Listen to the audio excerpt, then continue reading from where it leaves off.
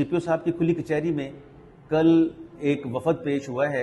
एक बच्ची ही है जो छोटी उम्र की, जिसने जो उसको क्लेम था कि वो अगवा हुई है और अभी तक बरामद नहीं हुई। फरवरी में एक लाइबा नामी बच्ची अगवा होती है, उसका केस रजिस्टर होता है जिसका नंबर है 169। ये 12/2/2024 को 365B का एक FIR दर्ज होती है। कंप्लेनेंट हैं सुहेल मसीह, जो कि बच्ची के वालिद हैं। उन्होंने ये क्लेम किया था कि बच्ची अब तक बरामद नहीं हुई, हालांकि हालात थोड़े से मुख्तलिफ हैं।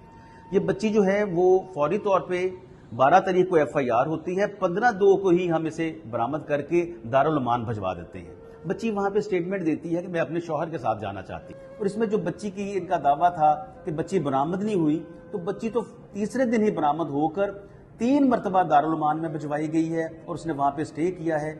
और फिर ये हाई कोर्ट में भी बच्ची पेश होती है और इसने अपनी मर्जी से स्टेटमेंट दे के, तो फर्दर ये केस की इन्वेस्टिगेशन जो है वो इन्हीं की रिक्वेस्ट पे, जो कंप्लेनेंट है बच्ची का वालिद है, वो उसकी रिक्वेस्ट पे चेंज हो चुकी है। CPO साहब ने फौरी ऑर्डर कर दिए हैं कि अगर आपको ट्रस्ट नहीं है तो मैं इसको चेंज कर देता हूँ। तो उन्होंने DSP कोतवाली फयाज साहब हैं, जो कि गजेटेड ऑफिसर हैं, उनको चेंज कर दी है।